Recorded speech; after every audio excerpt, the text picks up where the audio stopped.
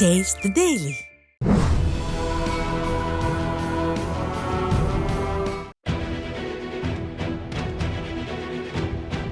வழக்கமாக போதைப்பொருள் ஆசாமிகளோ மதுபோதை ஆசாமிகளோ பள்ளி சிறுமிகளிடம் பாலியல் அத்துமீறலில் ஈடுபட்டார் என்ற செய்திகளை பார்த்திருக்கிறோம்.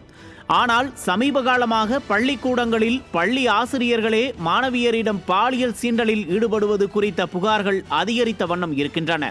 கடந்த வாரம் கிருஷ்ணகிரி மாவட்டத்தில் 8ஆம் வகுப்பு மாணவி அப்பள்ளி ஆசிரியர்களாலேயே பாலியல் வன்கொடுமைக்கு உள்ளாக்கப்பட்டது மக்களிடம் அதிர்வலைகளை ஏற்படுத்தியது. திருச்சி மாவட்டம் மணப்பாறையில் பள்ளி மாணவிக்கு பாலியல் தொல்லை கொடுத்த பள்ளி தாளாளரின் கணவர். இப்படி இதுபோன்ற சம்பவங்கள் பெற்றோர் மத்தியில் குழந்தைகளின் பாதுகாப்பு தொடர்பாக பயத்தை ஏற்படுத்தியுள்ளன. உடனே விளம்பரம் தேடும் பள்ளி கல்வித்துறை அமைச்சரோ பாலியல் வழக்கில் சிக்கும் ஆசிரியர்கள் மீது சட்ட ரீதியான நடவடிக்கை எடுக்கப்படுவதுடன் அவர்களின் கல்வி சான்றிதழ்கள் அனைத்தையும் ரத்து செய்ய நடவடிக்கை எடுக்கப்படும் என்றார். இது ஏதோ இந்த திமுக அரசாங்கம் கொண்டு வந்த சட்டம் போல பாய்ந்து வந்து விளம்பரம் தேடினார். ஆனால் இது தொடர்பான அரசாணை ஏற்கனவே 2012 மே 17ஆம் தேதி வெளியிடப்பட்டுள்ளது. அதில் பள்ளி மாணவ மாணவியரிடம் ஒழுக்கக்கேடான முறையில் நடந்து கொள்ளும் ஆசிரியர்கள் மீது ஒழுங்கு நடவடிக்கை எடுக்கப்படும். மேலும் கட்டாய ஓய்வு, பணி நீக்கம் போன்ற தண்டனை வழங்கப்படும். அரசு பள்ளி ஆசிரியர்களை பொறுத்தவரை சம்பந்தப்பட்ட ஆசிரியரின் கல்வி சான்றிதழ்கள் அனைத்தும் ரத்து செய்யப்படும் என்பன போன்ற அம்சங்கள் இடம்பெற்றுள்ளன.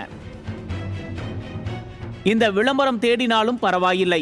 இந்த அரசாணையின் அடிப்படையில் இதுவரை ஏதாவது நடவடிக்கை எடுக்கப்பட்டு இருக்கிறதா என்றால் எதுவுமே கிடையாது. அண்மையில் பாலியல் குற்றச்சாட்டில் சிக்கிய 255 ஆசிரியர்களின் கல்வி சான்றிதழ்களை ரத்து செய்ய அரசு முடிவு செய்திருப்பதாக செய்திகள் வெளியாகியது.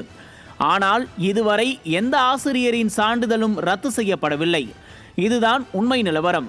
இந்த நிலையில் பெண் குழந்தைகள் பாதுகாப்பாக கல்வி பயில வேண்டும் என உண்மையாகவே தமிழக அரசு விரும்புகிறதா, அல்லது இவை வெறும் அரசியல் நாடகமா என்று மக்களுக்கு ஒரு முக்கியமான கேள்வி எழுகிறது. கடந்த 4 ஆண்டுகளில் மாணவ மாணவியரின் பாதுகாப்பு தொடர்பாக எடுக்கப்பட்ட நடவடிக்கைகள் குறித்து அரசு எந்த ஒரு பட்டியலையும் வெளியிடவில்லை. பாலியல் குற்றவாளிகளுக்கு தண்டனை அளிக்க முடியாத அரசு அந்த பள்ளிகளின் அங்கீகாரத்தையே ரத்து செய்யும் தைரியம் கொண்டதா? ஒரு தவறான ஆசிரியரை பதவியில் இருந்து நீக்குவது மட்டுமல்ல, அந்த ஆசிரியர்கள் பணியாற்றிய பள்ளிகளின் செயல்பாடுகளை முழுமையாக ஆய்வு செய்து மாணவிகளின் பாதுகாப்பு உறுதி செய்யப்பட வேண்டியது முக்கியம். ஆனால் அதற்கு பதிலாக தமிழக அரசு வெற்று பேச்சு மட்டுமே. பெண் கல்விக்காக பாசாங்கு செய்யும் திராவிட மாடல் உண்மையில் எந்த நடவடிக்கைகளையும் எடுக்காமலேயே தன்னை காப்பாற்றிக் கொள்வதற்கு மட்டும் முயன்றால் மக்கள் வரும் தேர்தலில் தக்க பாடம் புகட்டுவார்கள் தானே. ஆக சர்ச்சையை ஏற்படுத்தும் பள்ளி கல்வித்துறை, அத்துறையை நிர்வகிக்க தெரியாத அமைச்சர், எதையுமே கண்டுகொள்ளாத முதல்வர் என்று ஒன்றும் உதவாத அரசாக இருக்கிறதா திமுக அரசாங்கம்? திராவிட மாடலுக்கு பெண் கல்வியில் உண்மையான அக்கறை உள்ளதா என்பன போன்ற சந்தேகங்களுக்கு இந்த அரசாங்கம் பதில் சொல்கிறதோ இல்லையோ, மக்கள் நிச்சயம் பதில் சொல்வார்கள். நியூஸ் ஜே செய்திகளுக்காக இணை ஆசிரியர் மனோஜ்குமார் கோபாலன்.